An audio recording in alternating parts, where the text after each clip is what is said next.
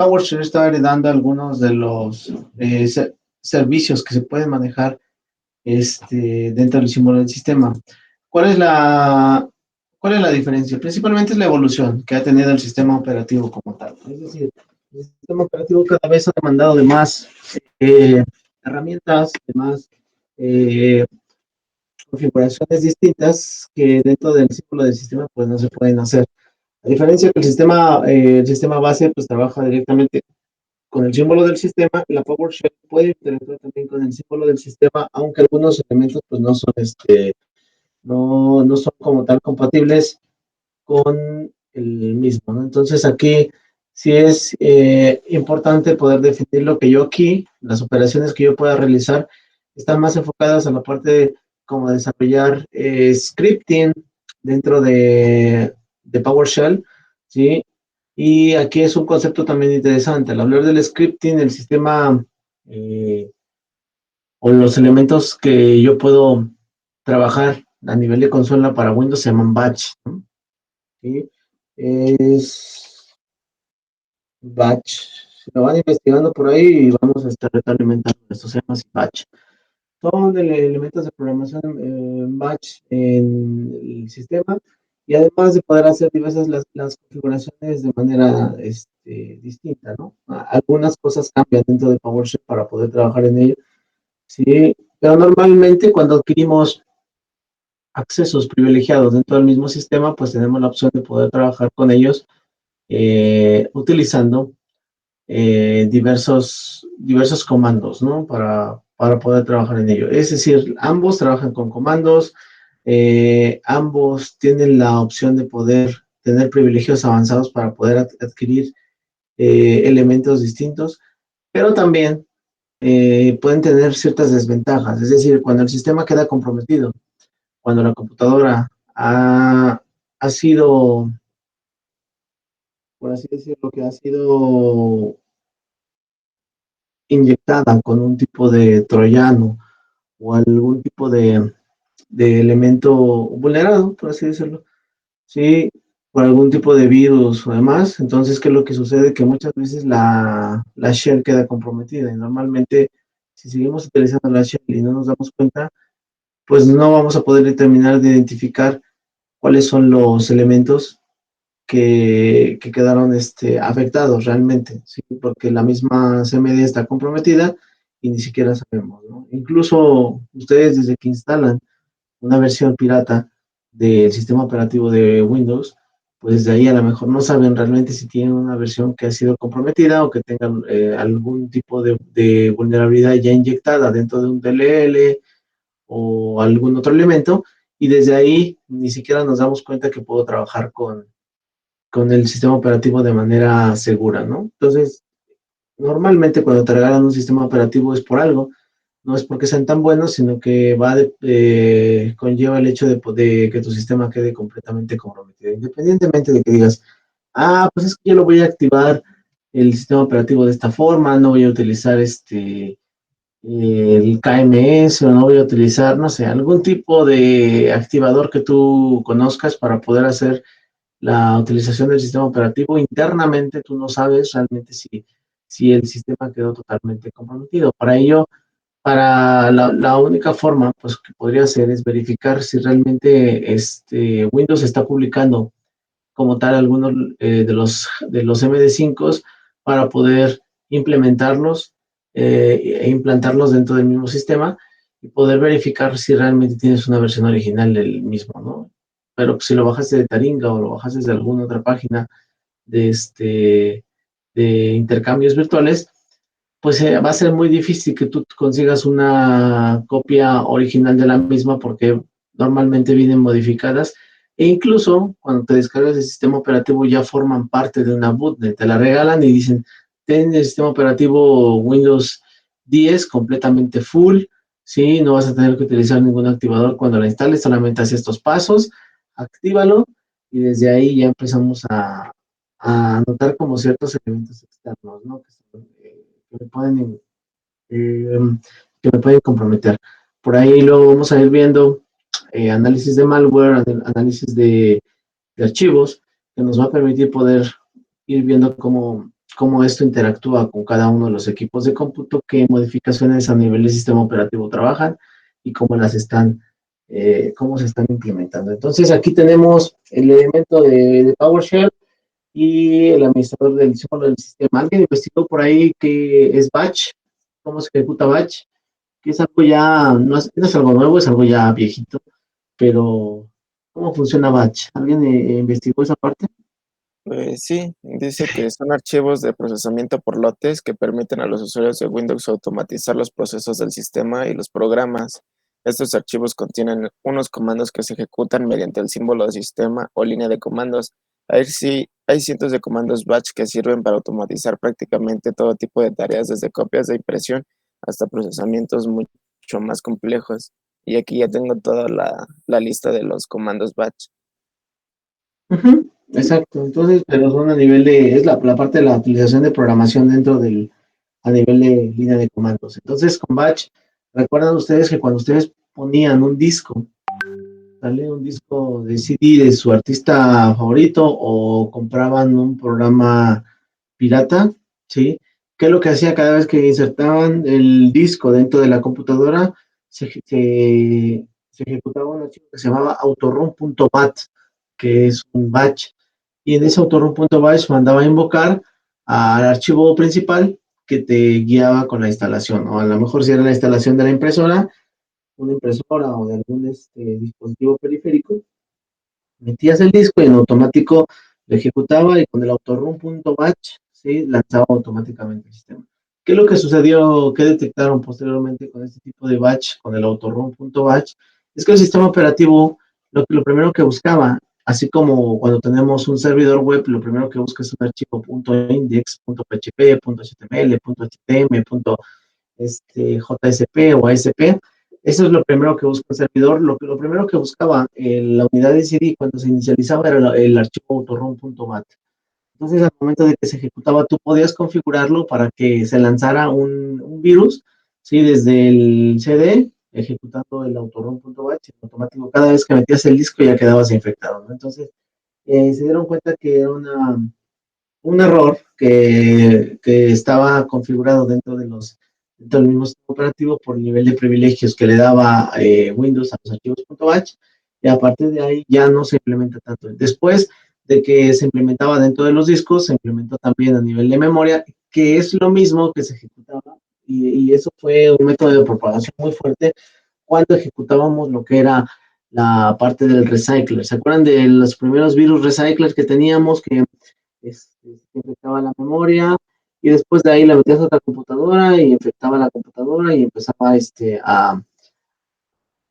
a todos los archivos de la memoria a ocultarlos utilizando ciertos procesos del sistema operativo, le aplicaba procesos solamente de ocultamiento y creaba accesos directos, y cuando tú abrías un acceso directo terminabas contagiando la computadora en la que estabas, y se utilizaba un método de propagación, y había por ahí diversos tipos de variantes del virus para poder trabajar, ¿no? Entonces ahí te das cuenta que empezaban a utilizar ese tipo de sistemas utilizando elementos del batch para poder trabajar e identificar diversas opciones. Entonces, batch pues se sigue utilizando, ¿sí? Incluso puedes automatizar ciertos tipos de tareas, como lo comentó su compañero. Normalmente puedes hacer como qué tipo de automatización de tareas, como la limpieza, por ejemplo, de registros, el caché, o elementos que no utilices dentro de una carpeta, analizarlos. Al ejecutar el archivo batch en automático se ejecuta la tarea. Un batch que me permita poder, al momento de ejecutarlo, sí, quitar todos los iconos del escritorio, por ejemplo, analizar el tráfico que en este momento se está gestando a través de la red, y diversos tipos de implementaciones que puedan servir para trabajar en ello. Pero bueno, vamos a trabajar ahorita con los sistemas, después abarcamos una parte de PowerShell, y voy a quitar aquí esta pantalla, me voy a enfocar a esta, ¿no? Entonces aquí yo tengo un CMD, sí, con privilegios de usuario, la cargué a propósito, incluso si ustedes la tienen normal, no hay tanto problema. Yo decidí optar por esta opción para poder trabajar en ello. Entonces, tengo aquí el elemento, sí, vamos a iniciar con algunas tareas muy rápidas. Entonces van lanzando los comandos. Está bien si lo alcanzan a ver ahí. ¿Lo alcanzan a ver o configuramos el tamaño de la fuente? A ver,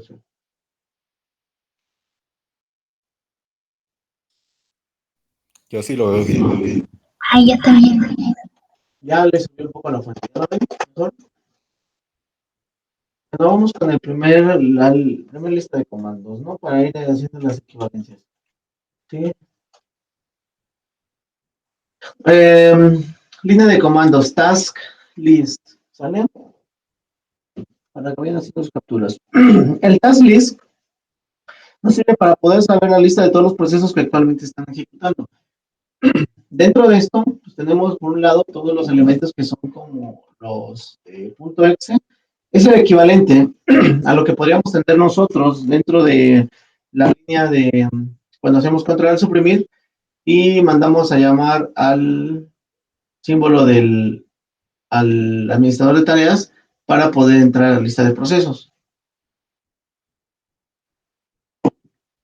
Características de los procesos según lo que ustedes vieron dentro de los sistemas operativos, ¿no? Siempre debo tener, bueno, el nombre de la imagen, que en este caso es el archivo .exe o el nombre del proceso que se está ejecutando, el PID, que es el Process Identifier, el nombre de la sesión, a qué está asociado el número de la sesión, ¿sí? Y el uso de la memoria que actualmente se tiene, ¿no? Entonces aquí, ¿qué puedo hacer cuando empiezo a trabajar con este tipo de análisis?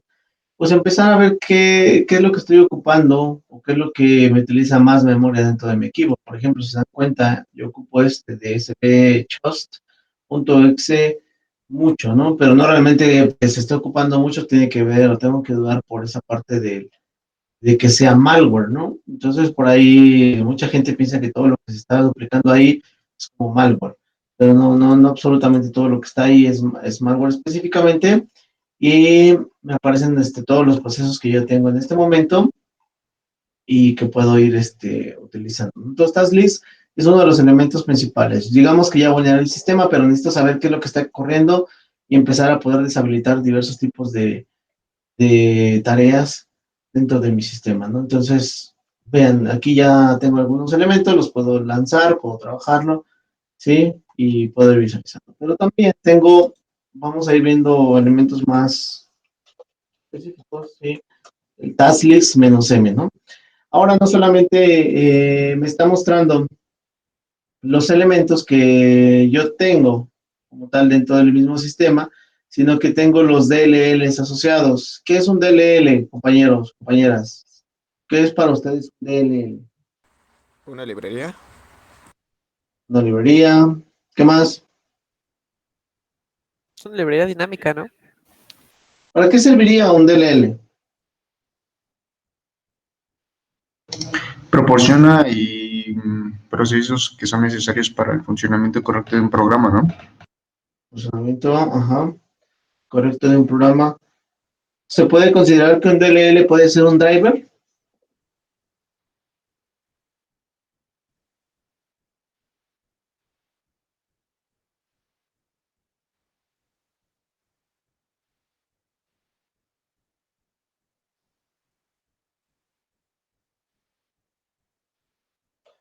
Ok. Normalmente, también para la parte de los desarrolladores, sobre todo en esta parte de hardware, los creadores de hardware nuevo, utilizan algunas librerías y también un DLL puede servir como un driver, ¿no? Como tal. Incluso pueden retomar el esquema. Todo esto podría ser hasta considerarse como una especialidad con la parte de, por ejemplo, ingeniería en sistemas computacionales con especialidad en programación de o con especialidad para el desarrollo de drivers, demás, porque todo esto tiene que ver con toda una especialidad, incluso para poder desarrollar drivers que sirvan y puedan ser compatibles. Normalmente, si no tienes elementos obsoletos donde ya no está el, el driver, lo que puedes hacer es que empezar a crear tú mismo el driver, programarlo ¿sí? Para que lo reconozca y lo puedas utilizar. Aquí ya es un poco complejo, claro, porque es muy poca gente la que explica la parte del desarrollo de los drivers a nivel del sistema operativo y cómo tú podrías crearlo, pero también es importante que si tú creas, por ejemplo, un artículo nuevo o un dispositivo nuevo, pues tengas que desarrollar, obviamente, el hardware que necesitan, los niveles de cómo va a interactuar con el sistema operativo, los niveles de voltaje, corriente, cómo está interactuando ese nuevo dispositivo que tú estás utilizando, y desde ahí trabajar en ello. Pero vean, vamos a ver algunos de estos elementos, ¿sale? Estos, por ejemplo, el ISAS.exe, ¿sí? Y el sbchos.exe, vean, están utilizando ntdll.dll, kernel 32dll, kernel base .dll, ¿sí? Estoy haciendo ahora una consulta específica, estoy diciendo, ahora muéstrame todos los procesos que actualmente se están ejecutando con las asociaciones de sus DLLs, es decir, yo puedo saber qué DLL es el que están ocupando en este momento, ¿sí? Normalmente, cuando conocemos la imagen que tenemos, que actualmente se está ejecutando, pues podríamos saber también qué DLLs son los que ocupa. Normalmente, por ejemplo, yo aquí veo algunos de ellos. Para algunos de ustedes, a lo mejor es la primera vez que están viendo la parte de la asociación. Sí, pero siempre tenemos el ejecutable. Sí, y el ejecutable manda a invocar a todos estos para poder funcionar, ¿no? Podríamos ir investigando cuáles son las tareas de cada uno de estos eh, elementos dentro del sistema operativo, ¿sí? Y poder ir viendo qué es lo que hacen realmente, pero nos tardaríamos a lo mejor mucho, ¿no? Entonces aquí vemos algunos de los elementos de las tareas principales que está ejecutando mi sistema. Vamos a ver alguno conocido como el de Chrome, por acá abajo de uno de Chrome, ¿sí? Y sus asociaciones que hay, por ejemplo, Firefox o algún otro elemento que sea más conocido, sí, que estos que son más de sistema, y ver cómo interactúan con sus DLLs, ¿no? Eh, También aquí podríamos encontrar algunos elementos que a lo mejor yo sé que se están ejecutando, pero están utilizando como en segundo plano, y los podemos hablar con la característica de un residente, ¿no? Un residente es aquel programa que se mantiene, que cuando inicia el sistema operativo, se carga la localidad de la memoria y se mantiene ahí mientras esté encendido el sistema operativo. Podemos considerar lo que sería como un residente, como una aplicación crítica, como la parte del antivirus, ¿sí? El antivirus debe estar desde un principio para poder inicializar los servicios y poder detectar cualquier problema que se pudiera o que pudieran inyectar a través de los puertos o a través de la red, ¿sí? Entonces el residente podría considerarse como también un sistema de protección como firewall o algún otro elemento, ¿no? Aquí, por ejemplo, tengo TeamViewer y vean, TeamViewer en este momento interactúa con estos. Obviamente, pues yo no estoy trabajando con TeamViewer en este momento porque está apagado, no tengo el servicio como tal, pero sí está consumiendo un poco de memoria.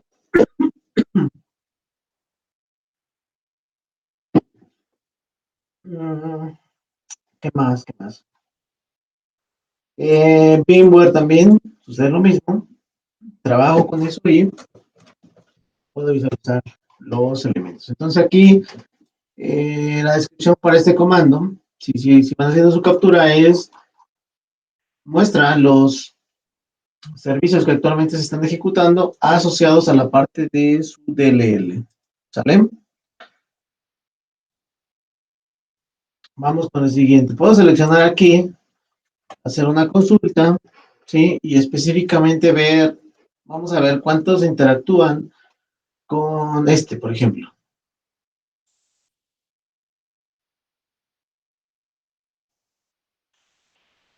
Aquí espacio,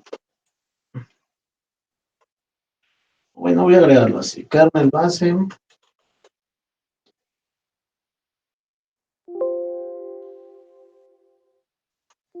.dll, ¿no? Entonces aquí voy a hacer la consulta específica. Estoy diciendo, utilizando la lista de procesos que actualmente están corriendo, ¿sí? Muéstrame los DLLs y muéstrame las aplicaciones que están asociadas con kernel base.dll, ¿no? ¿Sale? Y ahora hago la consulta específica, ¿sí?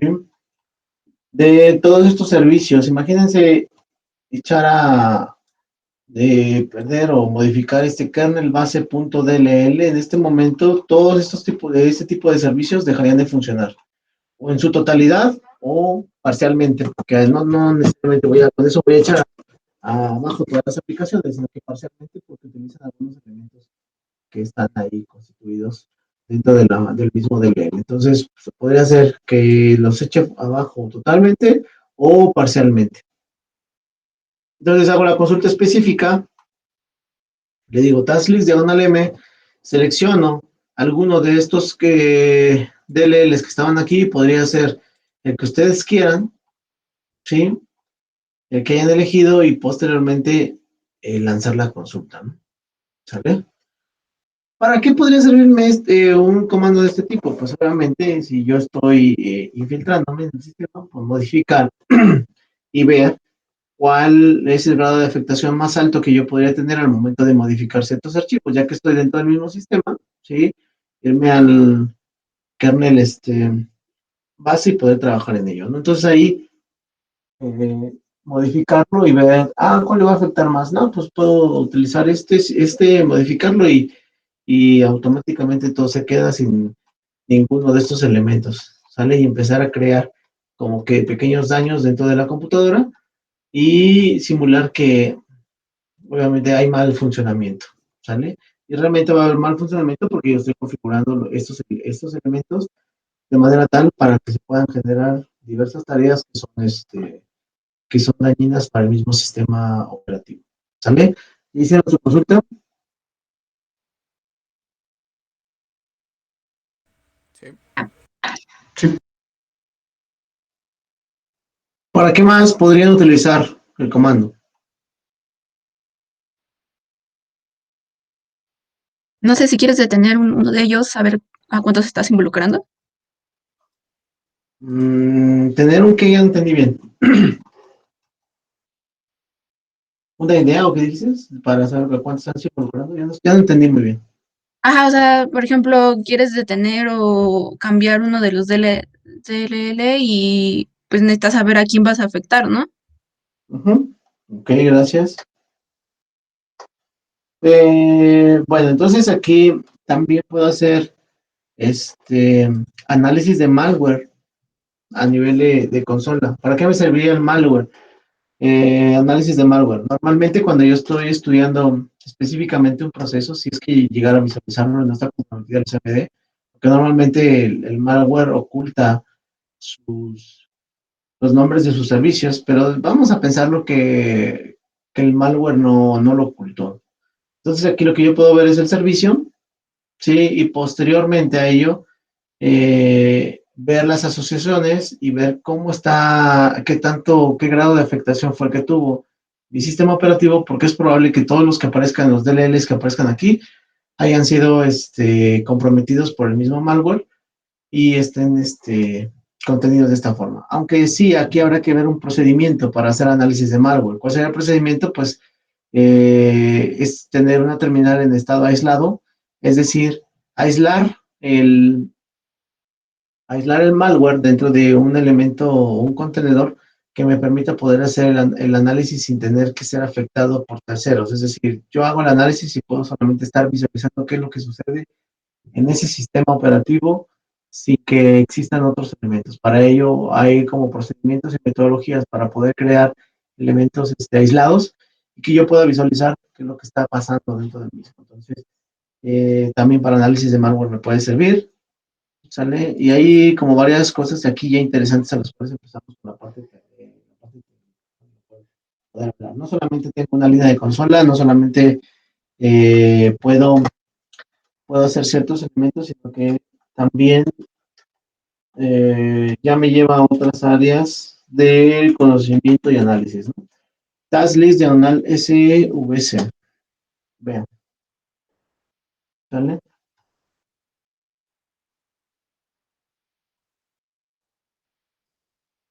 Task list diagonal SVC. Sí, solamente me muestra el nombre de la imagen de los servicios asociados y el PID que en ese momento se está ejecutando, ¿no?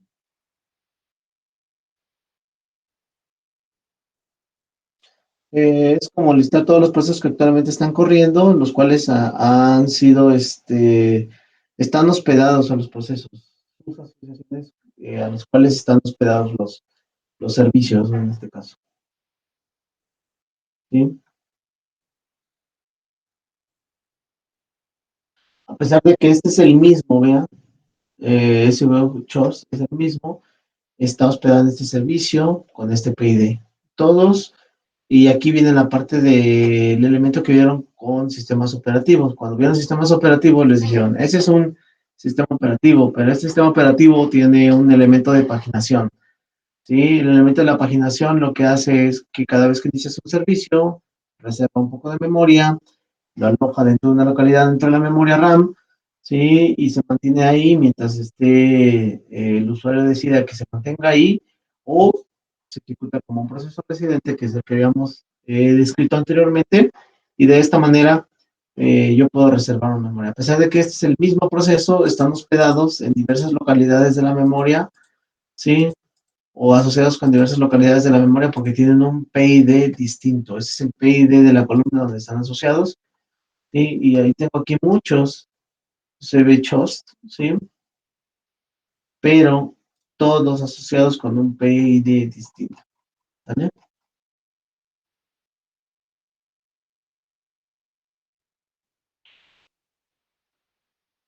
Pues aquí todo bien. Sí. Ok, bueno, vamos a ver. Entonces, ya que tengo aquí, vamos a pensar que voy a crear un nuevo proceso, un proceso distinto. Y voy a lanzar, a ver, pregunta, rápido. Pregunta de primaria. Desde la línea de consola, ¿cómo podría yo abrir un archivo de Word, por ejemplo, ¿no? Desde la línea de consola, ¿cómo lo hago? ¿Cómo creo un archivo, abro la aplicación de Word desde el CMD?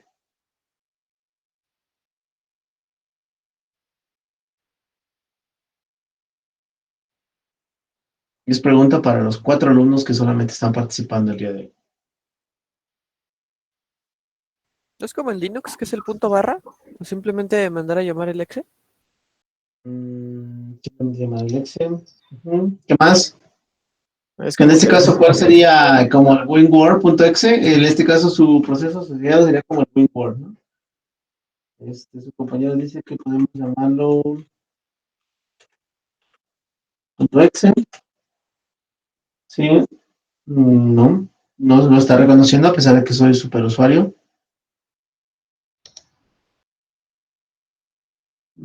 ¿Cuál sería? Israel Baltasar dice que colocando toda la ruta del Excel. ¿Ya ya lo intentaste? ¿Pero te imaginas poder así conocer todos? Ya estoy lanzando un ataque y tengo que investigar toda la ruta.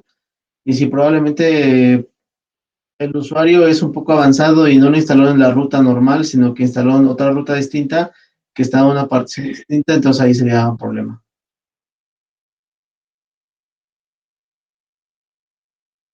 Start.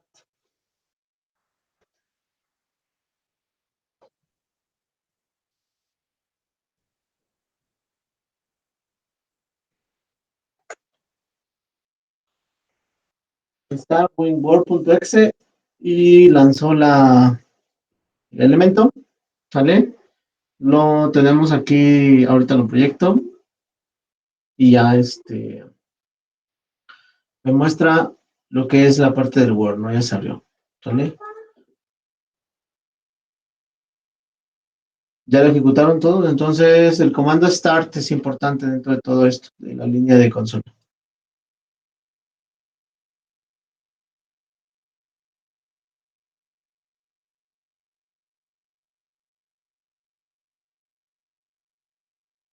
Entonces ahorita vamos a matar el proceso directamente desde la línea de consola.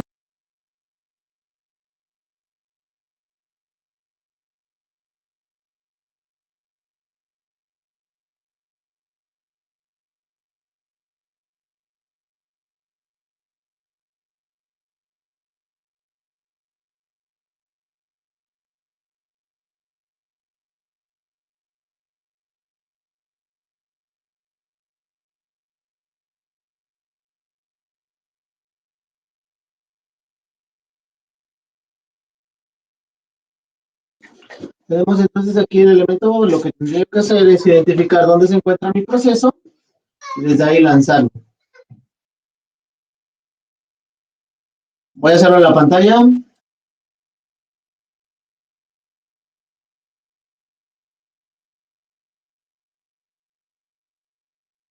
Identifico mi proceso. Ya aquí me aparece el winword.exe 15.168, ¿no? Que está aquí al final, ¿no? Entonces, aquí en la parte de atrás yo tengo mi documento de Word y lo mato, ¿no?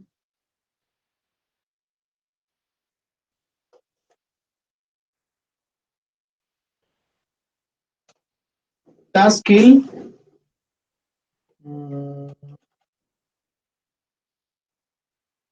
Diagonal PD. No recuerdo el PD, perdón, el número del PD es 15.168. ¿Sale? Me faltó todo.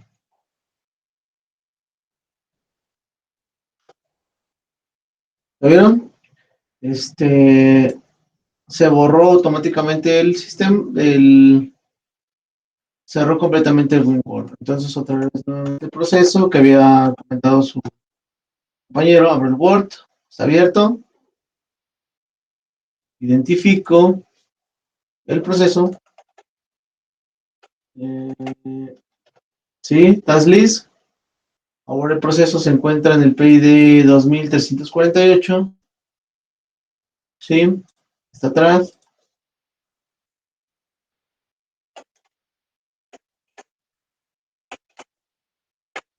Taskill y el nombre el número del proceso, que en este caso es ahora el 2348, sí, y mata el proceso, ¿no? En la parte de atrás. ¿Ok?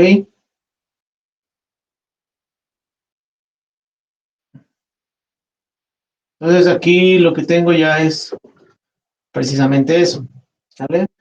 Saber, ese sería el mismo proceso si yo estoy en la línea de consola y no puedo acceder, seguro que si hago este tipo de procedimiento, seguro va a surtir el efecto dentro de una computadora en la que ya estoy infiltrado y va a empezar a matar la parte del proceso. Incluso yo puedo seleccionar aquí alguna línea de algún proceso que yo pueda utilizar y matar algún servicio que sea importante dentro del sistema operativo, sí, y dejar fuera al usuario como tal. Entonces ahí vean la parte del comando, sí. El, el comando es con doble K, taskill, sí, diagonal, PID, que es el process identifier, sí, y el número del proceso que están identificando, ¿sale? ¿Ya quedó? Ya. Sí, profe. Sí.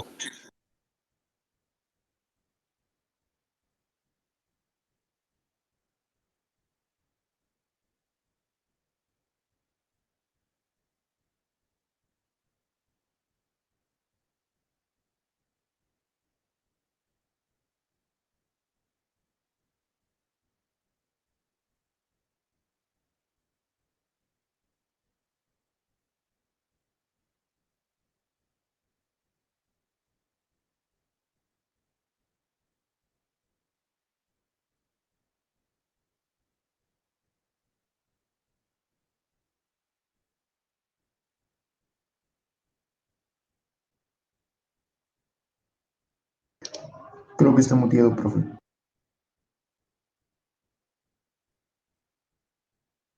Ok, Ok, perdón, sí. Entonces aquí tengo el elemento que es como la query, SS query, me sirve para poder identificar el estatus o hacer una consulta del estatus de los servicios, que podría ser que puedo tener un servicio que está corriendo, está stoppable, que es como detenido, que está, no es pausable o es ignorado al momento de apagarse. ¿Sí? Hago una consulta del servicio y puedo ver algunas características adicionales a las que estábamos viendo normalmente. ¿Vale?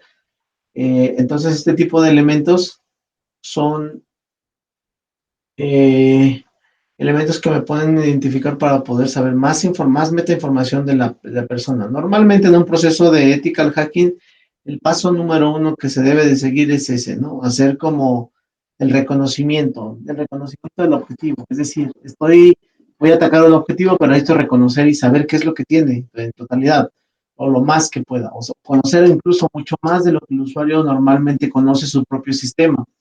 Entonces, los elementos avanzados nos permiten, o las consultas, nos permiten poder conocer cuáles son los procesos que está ejecutando, incluso poder determinar los aplicativos que están y cómo están en este momento, ¿no? En este caso, el estado dice que está corriendo, se están ejecutando y puedo ir visualizando los estados, ¿no? Incluso podría yo hacer aquí un poco más específica mi consulta, ¿sí? Vamos a ver un poquito más arriba. Un momento. Sí, tengo aquí el SCQC, voy a hacer una query abreviada. Es que este está muy amplio, ¿no? El nombre del servicio. Bueno, déjame ver, entonces aquí. WPN, el nombre del servicio, user, service, guión bajo, 3032 AE3. Entonces le hago una consulta específica para poder saber cómo está este servicio. ¿Qué es este? WPN User Services, Service 3032 AE3. Entonces le doy Enter. Me devuelve específicamente la consulta de ese servicio, ¿sí? Su ruta del binario, ¿sí? Y dónde se encuentra ubicado el elemento. Entonces aquí puedo trabajar con esto identificando el elemento. Estos comandos precisamente son equivalentes o son surgidos también del sistema base de Unix, así que hay un comparativo. Entonces, los que vayan haciendo el día de hoy la parte de su práctica tienen que posteriormente hacer su comparativo en Linux. Se va a hacer una práctica de esto, el comparativo, cómo se ejecutan directamente dentro de Linux. Entonces, vayan haciendo sus capturas, por favor, de esto para poder ir presentando su evidencia de clase y después les va a servir para poder hacer la tarea. Entonces aquí ya hago la consulta específica, puedo visualizar qué es lo que hay y cómo trabaja, ¿no? Cómo está funcionando este elemento. ¿Sale? Ya hago mi consulta, lo puedo visualizar, puedo trabajar con él. ¿Ok? También dentro de este tipo de elementos, ¿sale? Pues hay elementos de comandos también específicos que pueden hacer como tareas un poco más automatizadas. Ahorita vamos a ir viendo algunos ejemplos. ¿Sale?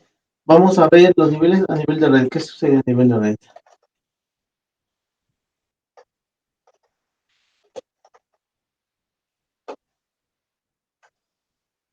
Netstat menos now, ¿sí? Muestra todos los puertos TCP y UDP que están siendo utilizados por los procesos, ¿no? ¿Sí? Aquí hablamos ya de comandos IPv6, protocolos IPv6, IPv4 y los estados que se están manteniendo. En este caso, el listening, el establishing, el close white, ¿sí? Y algunos elementos o puertos que estoy trabajando. Recuerden que este elemento, ¿sí? Es la parte del lado izquierdo tenemos el elemento local y del otro lado tenemos el elemento remoto, ¿sí?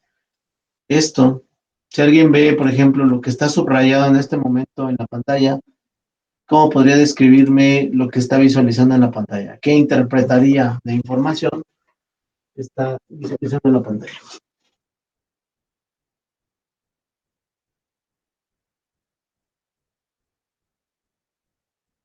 Pues que se abrió una conexión desde la dirección 192.168.817 hacia la Ujú. 52.169.224.121.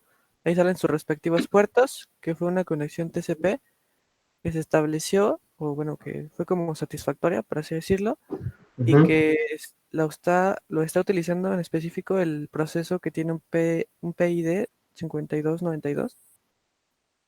Ok, gracias. ¿Y podrías decirme qué página es la que estoy consultando? Será cuestión de hacerle ping a la página para que nos devuelva como tal su dominio, para saber Ujú. qué está consultando. A ver, entonces, dígame, ¿alguien podría decirme? Pregunta para todos, ingenieros. ¿Qué página estoy consultando?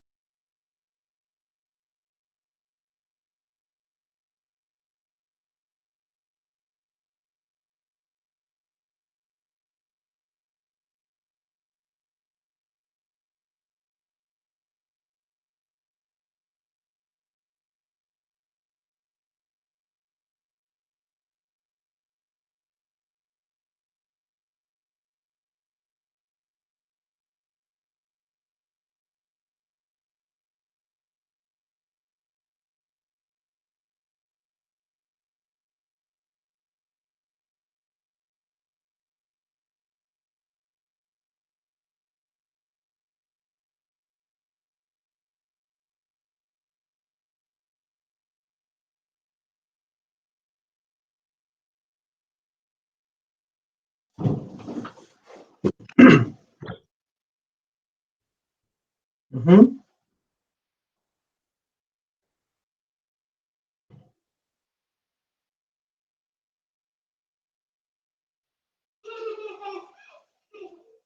Ok. Entonces es posible que, bueno, está utilizando el puerto 443. Esto quiere decir que por dónde está utilizando la conexión, el 443, HTTPS.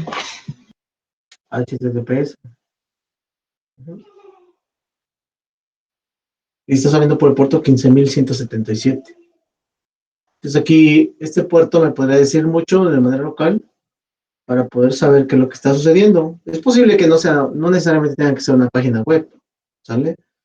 Es posible que esta aplicación se comunique por el puerto 15.177 a través del elemento local, se conecte a un 443, que es la 52.179.224.121, pero posiblemente este sea un elemento del repositorio de Microsoft para poder obtener una actualización, ¿sale? Entonces aquí ya empezamos a hacer la parte del análisis, ¿no? Entonces, aquí es importante saber qué es lo que yo estoy, qué es lo que yo estoy visualizando dentro de la parte de la información. Todo esto me da información respecto a lo que yo estoy obteniendo como tal para poder trabajar a nivel de red. Es cierto, son elementos todavía como muy básicos, pero me da más meta información respecto a lo que yo estoy haciendo con mi análisis. ¿Sale? Aquí hay más conexiones establecidas, ¿sí? Estos nada más son puertos que están escuchando. Es decir, no lo estoy ocupando, pero que es posible poder utilizarlo. Por ejemplo, por el puerto 22. ¿Qué podrían decir aquí que estoy ocupando por el puerto 22? Vamos a pensar que ustedes ya se infiltraron y ven todo esto así. ¿sale? Toda esta parte, esta sección de aquí. ¿Cuál sería su opinión respecto a lo que están viendo en la pantalla?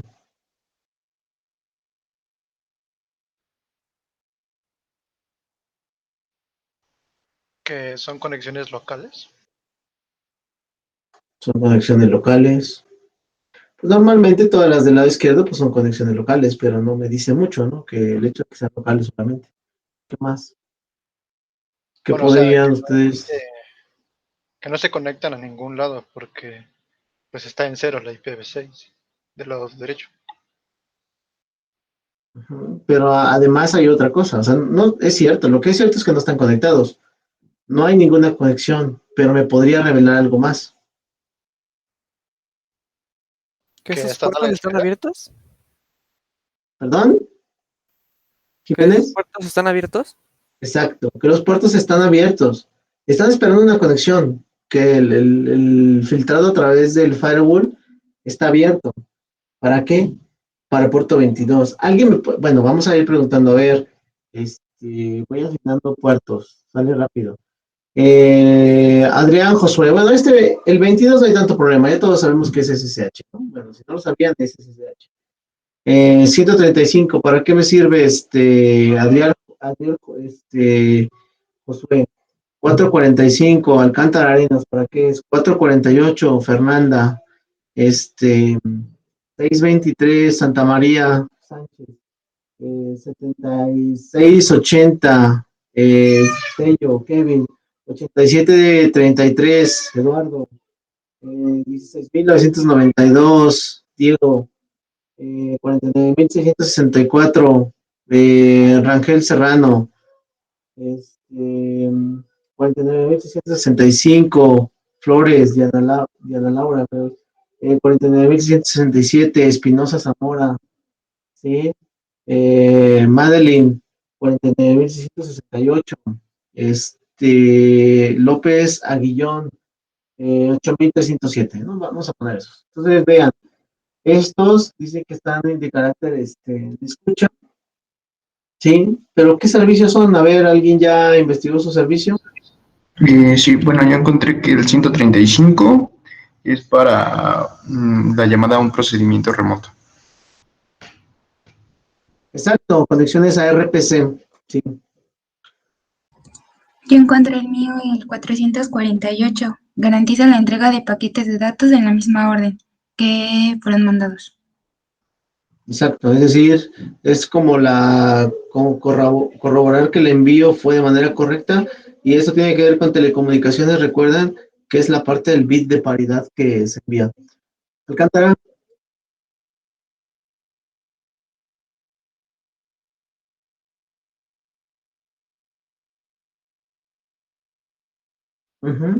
Desvíos, actualizaciones de desvíos. ¿Qué más? Pues según el mío, el 49667 garantiza las entregas de paquetes de datos en el mismo orden en que fueron mandados.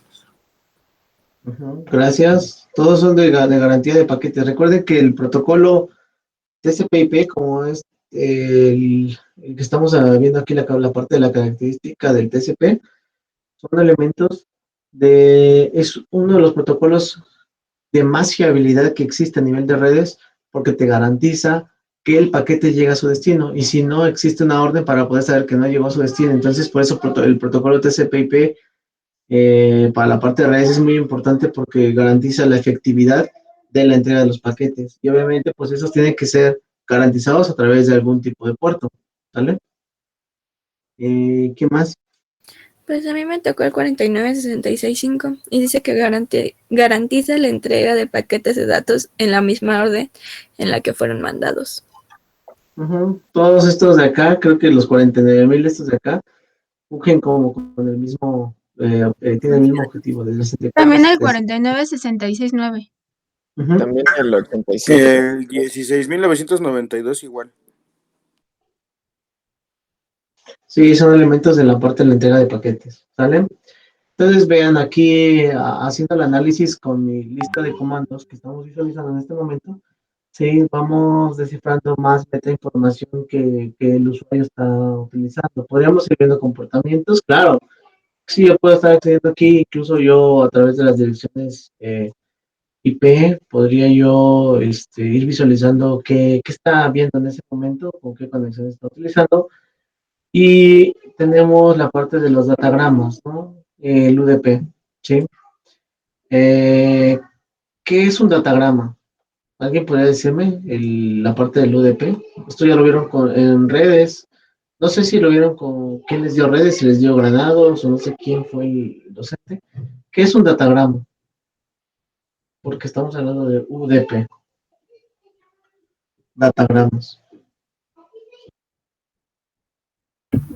Son paquetes de datos. ¿Es solamente un paquete de datos?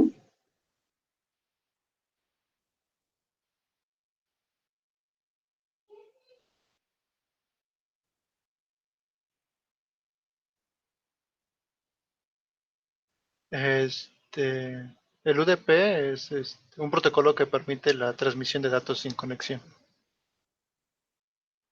Es orientado a la no conexión, ajá. ¿Qué más?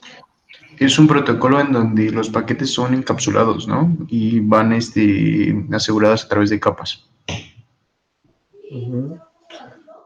Cuando utilizo texto plano a través de la red, podríamos hablar que a lo mejor estoy utilizando el TCP, pero cuando utilizo un datagrama, por ejemplo, de video y demás, entonces estamos hablando de UDP para elementos más complejos, ¿no? Para datos más complejos como un datagrama, por ejemplo, de un streaming o de elementos más complejos o datos complejos, estamos hablando de esa característica, sí, que son elementos que se tienen dentro a nivel de red. No es lo mismo hacer una transmisión de un enlace de un streaming, por ejemplo, con un servidor de red 5 para streaming dedicado.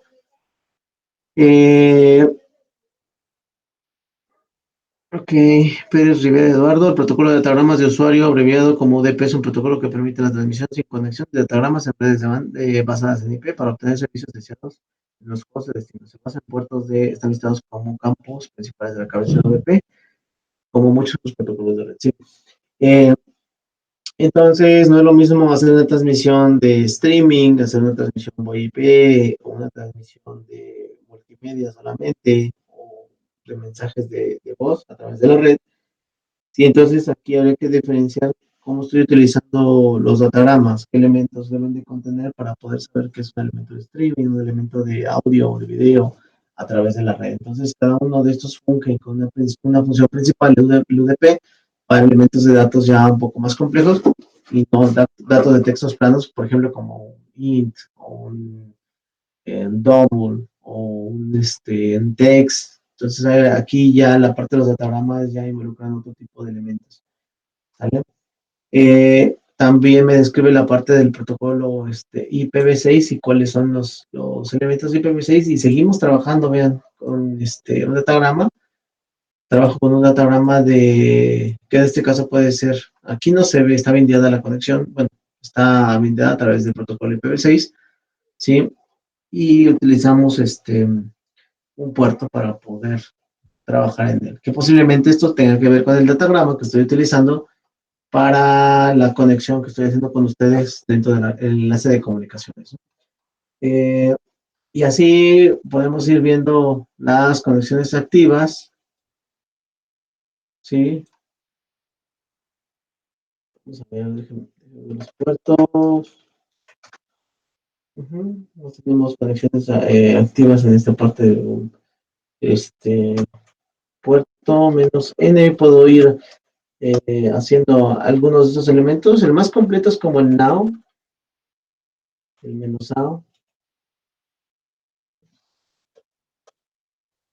¿Sí?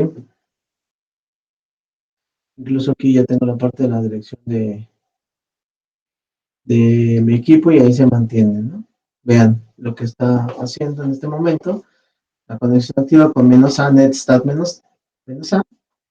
Y las conexiones que en este momento estoy generando de manera activa. ¿Sale? Y hacia dónde se están yendo la parte de las conexiones. Cómo se está comportando a nivel de red como un pequeño monitor de red el comportamiento del mismo. La ventaja que tenemos de poder trabajar en línea con este tipo de prácticas es que obviamente pues tenemos tráfico real a que trabajarlas, por ejemplo, en la escuela, ¿no? Que podríamos visualizarlas y verlas nada más así como que, sí, me las voy a imaginar en ese momento, ¿no? Pero en este momento, si ustedes las aplican, seguro están visualizando contenido que se encuentra disponible dentro de la red, ¿sale? Entonces aquí tenemos algunos de estos elementos que se pueden incorporar, ¿sale? Hasta aquí, ¿alguna duda con esto? No, de momento. No. No, profe. Bueno, también tenemos el comando ARP, ¿sí? ARP-A. El ARP-A también, ya una vez involucrando dentro del equipo, puedo visualizar cuáles son las direcciones IPs y las direcciones MAC que en ese momento andan por ahí circulando dentro de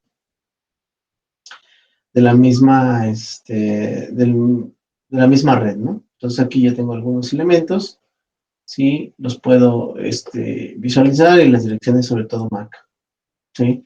ARP-A. Sí, este comando o el protocolo ARP, sí, es un protocolo vulnerable que se ocupa mucho para ataques man in the middle, nombrados como en español como el hombre en medio, para husmear paquetes de información y visualizar qué es lo que están haciendo a través de la red algunos de los usuarios. Hacer un sniffing, ¿sí? Y posteriormente empezar a espiar conexiones y ver qué es lo que la gente está haciendo, ¿no? A través de la red. Entonces aquí tenemos el comando ARP-A.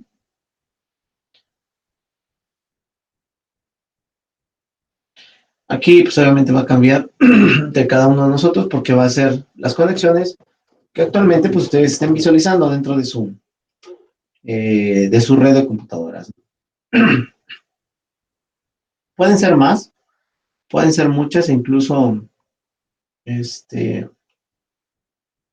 no sé, va a depender también de cuántos usuarios estén registrados dentro de su casa y puedan ir visualizándolo. Aquí yo pues, no tengo como tantos, porque está como limitado, está restringido el acceso, entonces no me aparecen como tanta información.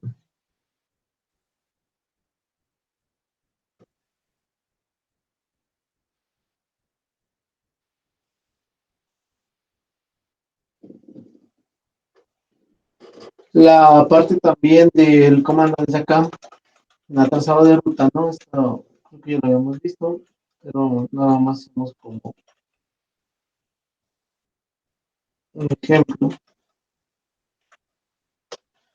¿Sí? Hago el trazado de ruta para poder ver cómo viaja mi paquete a través de la web, ¿sí? Cuáles son los elementos esenciales o los puntos esenciales sobre los cuales trabajan y describo el ejemplo ahorita que termine para poder llegar al mismo, ¿no?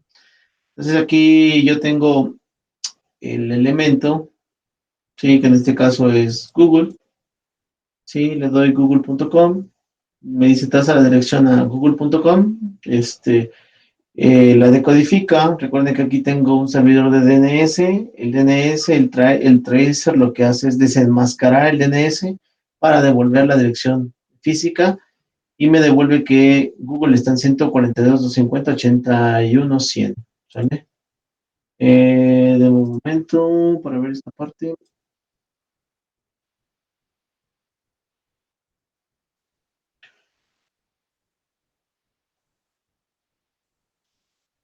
.142.250.81.100. ¿Sale?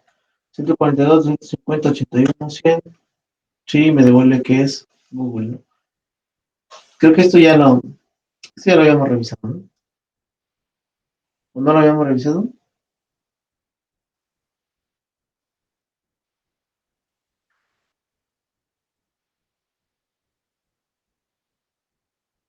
Entonces me está devolviendo que en este caso tengo Google, me está resolviendo y es posible que a lo mejor algunos de ustedes les aparezcan direcciones distintas porque está trabajando con un clúster de computadoras, ¿no?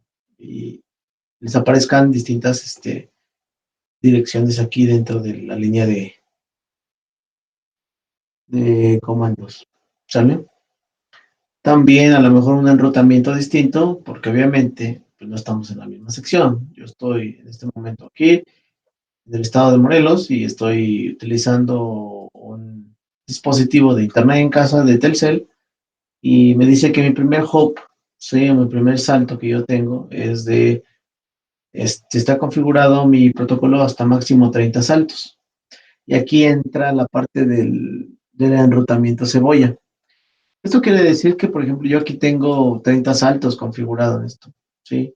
En el enrutamiento cebolla o cuando ocupan Tor, ustedes detrás de un proxy, está configurado hasta 200 saltos. Entonces, por lo tanto, que llega cuando yo quiero empezar a hacer la investigación y decir, a ver, de dónde me atacaron y demás, ¿sí? Esto está configurado a 30 o máximo, a lo mejor póngale 50 en elementos Linux. Sí, pero cuando ya llego a 200 saltos, después de 200 saltos ya no supe realmente quién fue la persona que me envió o que me está enviando el ataque. Entonces, por eso se vuelve mi conexión anónima porque se pierde entre todos los demás. La configuración que tenemos aquí son 30 saltos. Imagínense que yo quiero llegar a Google desde acá, desde mi computadora y mi terminal, pero estoy utilizando Tor, mi conexión está bindeada, utilizo Tor, y a partir de aquí quiero llegar a 142, 250, 81, 100, pero en lugar de que sean 30 saltos, aquí son 200 saltos antes de poder llegar.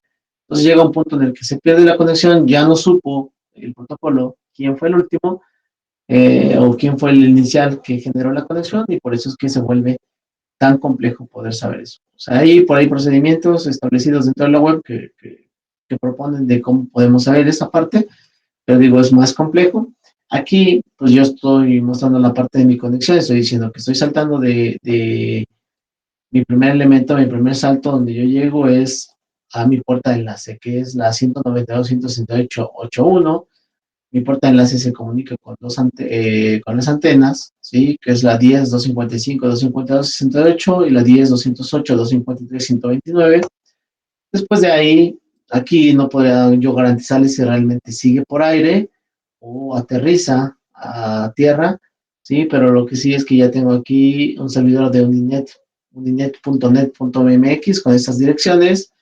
Después de ahí salto ya a otros de Uninet, de ahí me salto 74, 125, 243, 249, y ya a lo mejor aquí ya entramos en territorio americano, hasta que llego yo al servicio del DNS, que es 142, 250, 81, 100. Entonces aquí ya estoy llegando a Estados Unidos o al servidor donde está Google, ¿sí? En California, Silicon Valley, ¿sí? Y ya me está devolviendo la parte de la petición. Entonces aquí hay que ver cómo está funcionando la parte de la estructura, ¿sí? Y utilicé 9 saltos para poder llegar hasta Google. Yo desde mi casa solamente tengo que tomar, si lo vieran así como muy coloquial, tengo que tomar 9 combis para llegar ah, hasta Estados Unidos, ¿no? Entonces vean qué rápido llega la parte de la conexión y cómo podemos estar comunicados a través de esta opción. Entonces aquí vemos esta parte de la traza que está completa. Si tuviéramos bien dada la conexión con un proxy, pues sería distinto. Vamos a ver un ejemplo desde acá.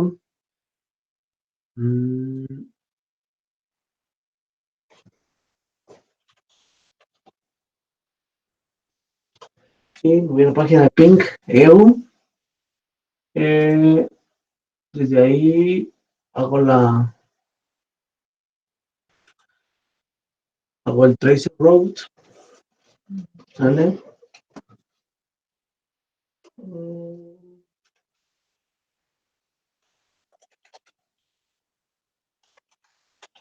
Vamos a ver cuál fue la que consulté. Fue google.com.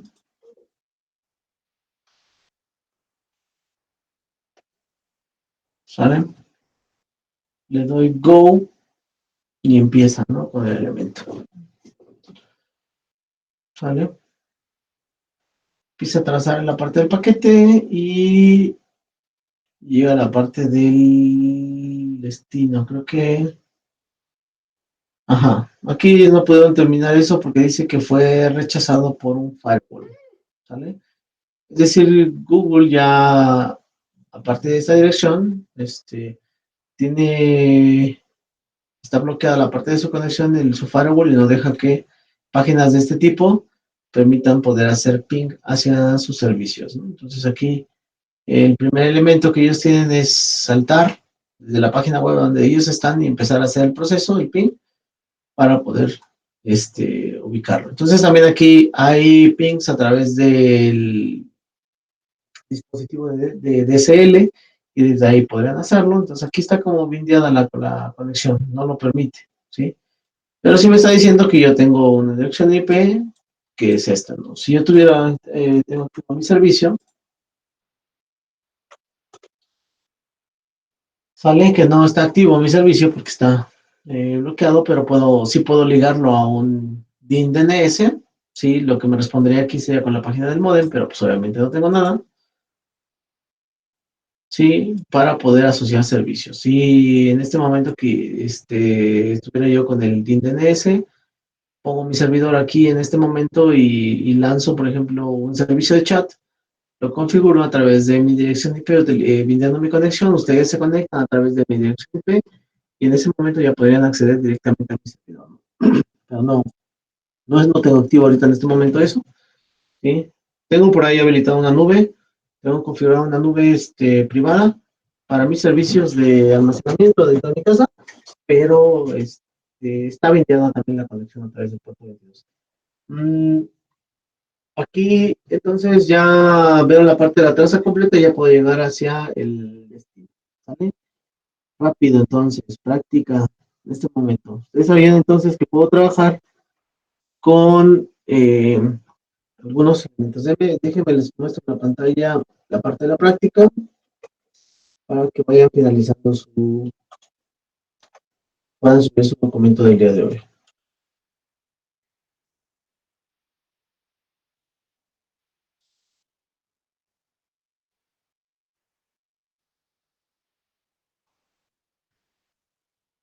Les voy a poner un ejemplo, ¿sí?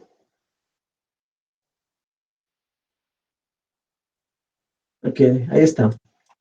Entonces ahí en la parte del ejemplo dice que puedo tener como loops, iterar loops dentro de CMD, ¿sí?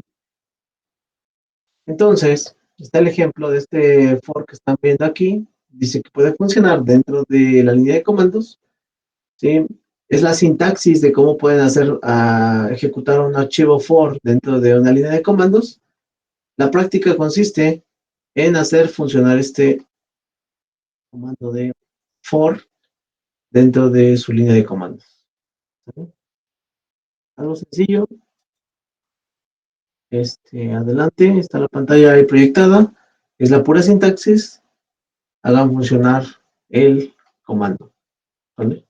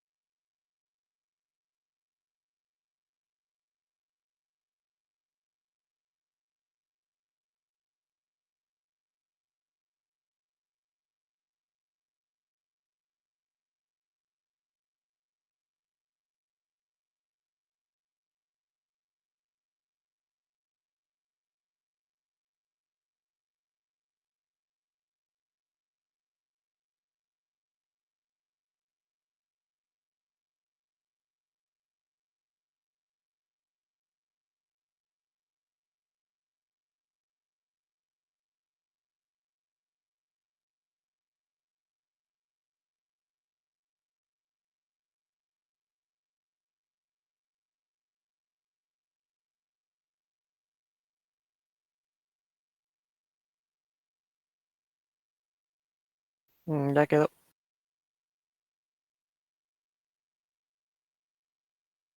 quién fue el que habló. Yo. Ok. Bueno, ahorita nos muestras el ejemplo de cómo quedó y cómo lo aplicaste.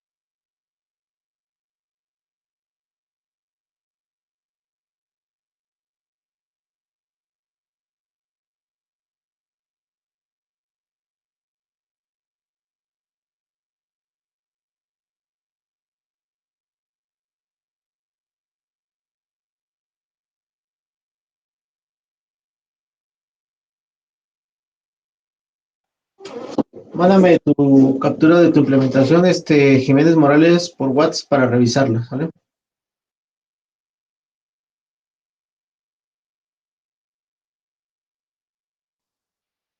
Cualquier cosa sí que haga un force, sí.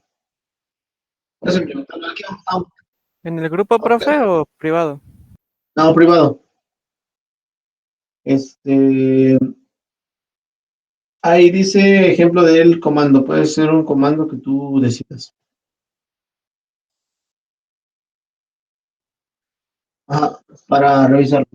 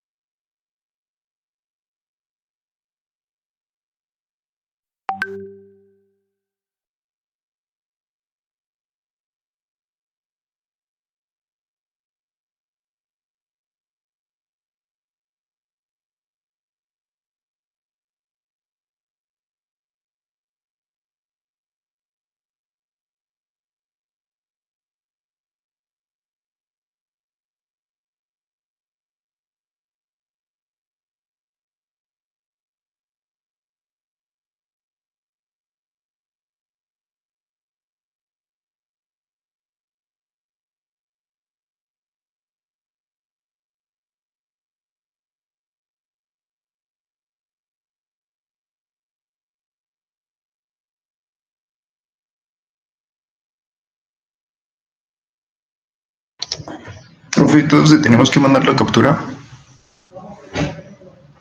Si ya está funcionando tu aplicación, sí. Ok.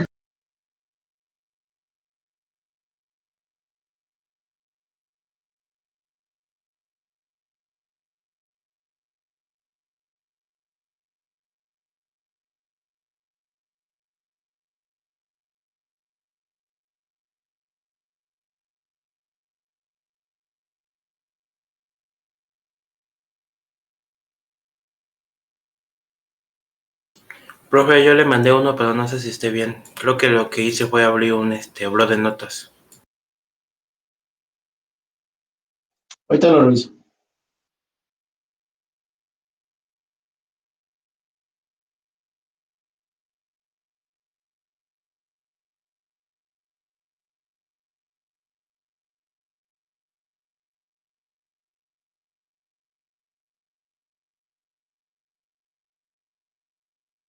Alcántara, está bien, ya puedes agregar la captura a tu reporte.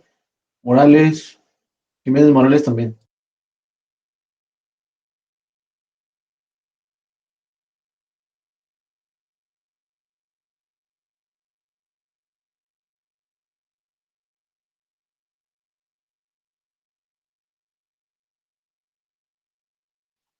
Espinosa Zamora, no, hay que iterarlo realmente. Nada más está abriendo una sola vez, pero hay que iterarlo. ¿Sale?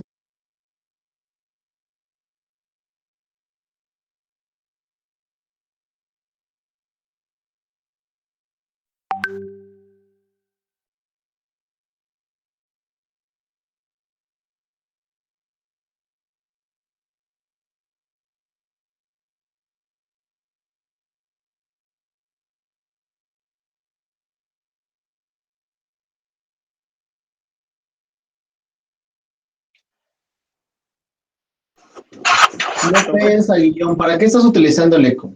Mi pregunta es, ¿cómo utilizas el eco? ¿Cuál es la función de tu eco?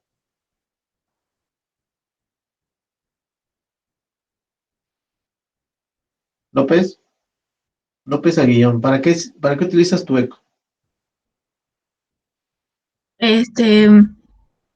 No, para que repita. Hay que tener cuidado, compañeros, ¿sale?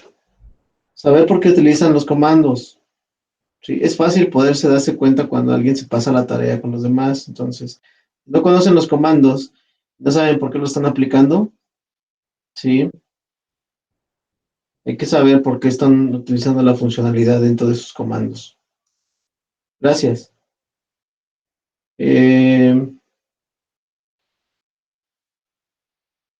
Adriel, está bien, ya puedes subirle. Vale, gracias.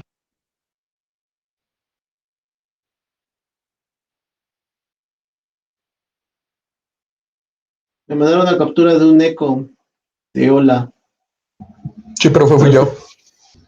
¿Para qué lo ocupas, el eco? Para imprimir mensajes en consola.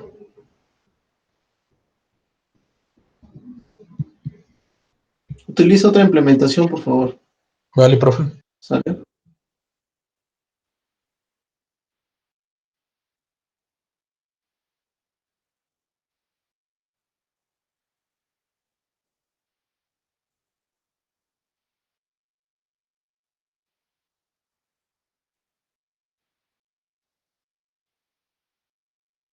Mándame sus nombres, por favor, porque no sé a quién estoy recibiendo.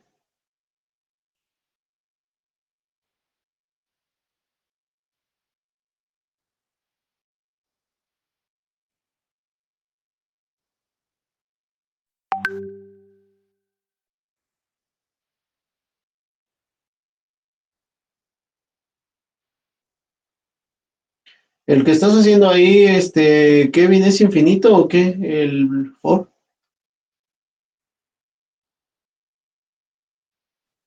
Sí, Profe, bueno, Kevin, ¿es infinito? sí, profe. Hay que limitarlo. Hazlo a 20. Sí. Vale. ¿Qué pasó, López? ¿Alguien? yo no le subo captura entonces, ¿verdad? Haz otra implementación distinta del eco y sí, lo puedes subir.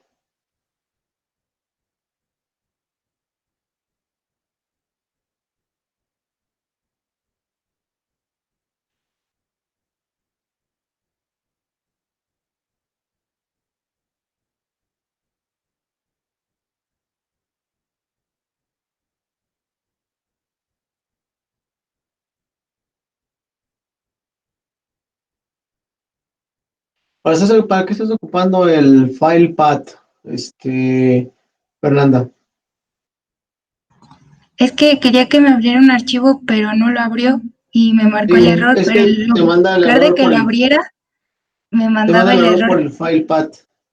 Busca otra Ajá. forma, entonces. Ah, ok. Nada más busca otra manera, sí.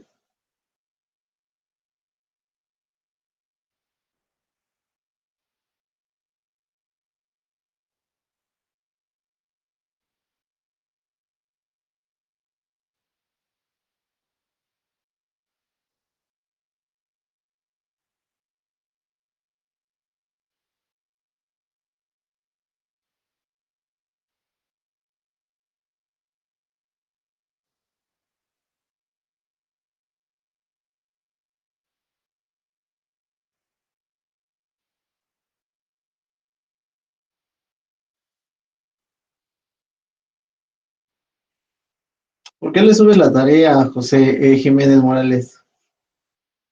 Ya los ¿Te mandé? confundiste. ¿Por qué les pasas la tarea? Ya los confundiste. No, no, no, yo no se las pasé, se lo juro.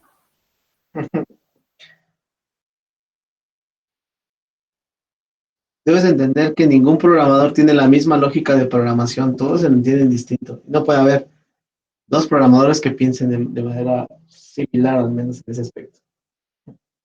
Pero bueno. En serio, profe, que no se le pasó a nadie.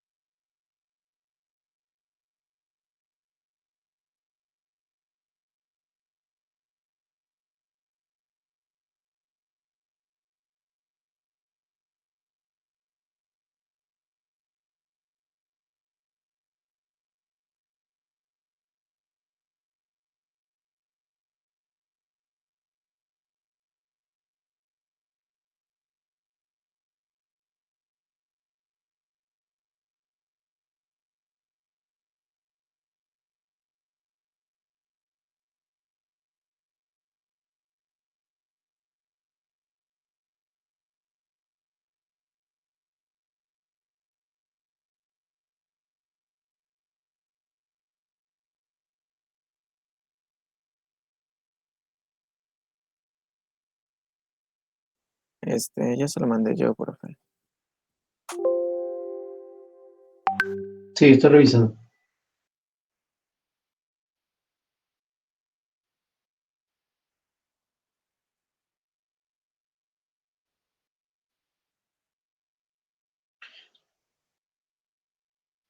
Santa María, trata de ocupar otro comando distinto. Es que nada más el CD realmente no, lo único que te hace nada más es CD, CD, CD, CD y ya es todo. No hay más, ¿no?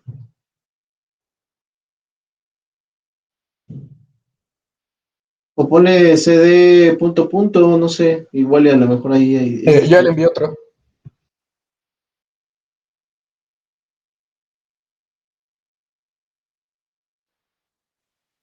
Profe, una pregunta. ¿La Sí, captura dime. la vamos a subir junto con el reporte que hicimos de lo que iba haciendo ahorita en la clase? ¿O nada más? Exacto, sí. Sí. Ah, ok.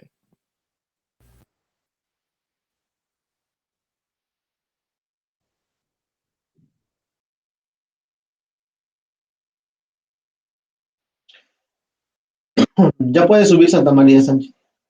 Vale, gracias. Profe, yo ¿Cuánto le les quería... Ahorita les genero la actividad, ¿sale? Ok, gracias.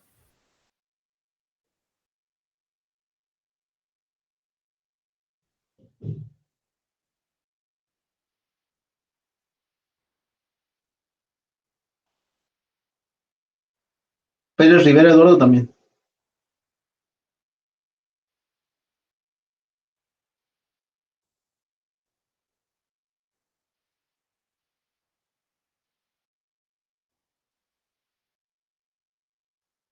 María Fernanda también. Ok, les voy a generar la parte de la actividad. Déjenme dejar de compartir la pantalla. Pongan mucha atención, que es lo que van a presentar para la parte de la práctica, ¿sale? Número 1, de todas maneras lo voy a escribir dentro del Classroom ahorita.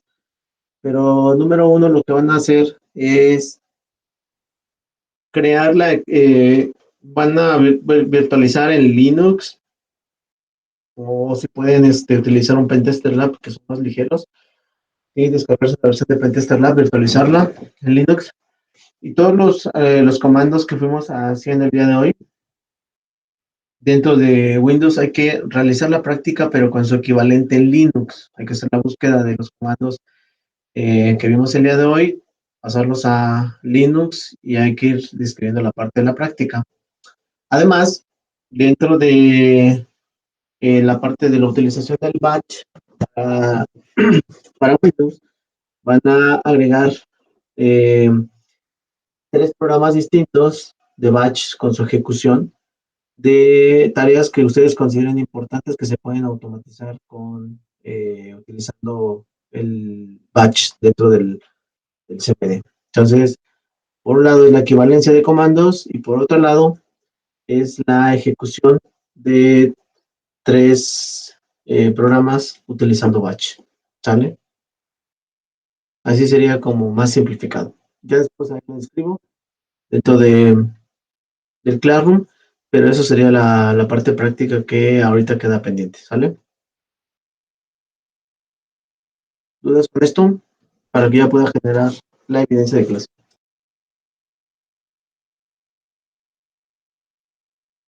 No.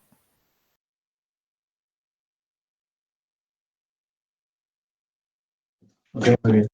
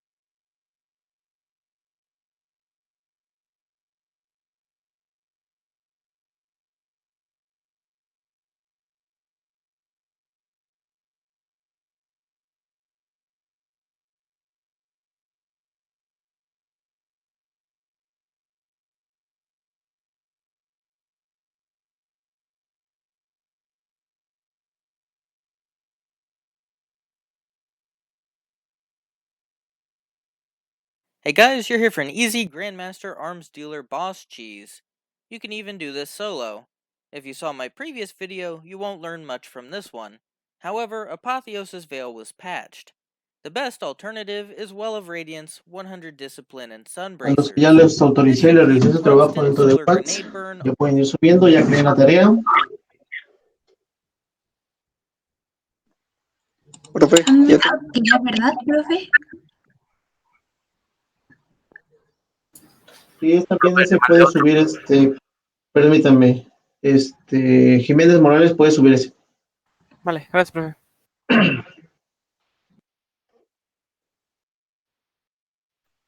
Profe, ya terminé.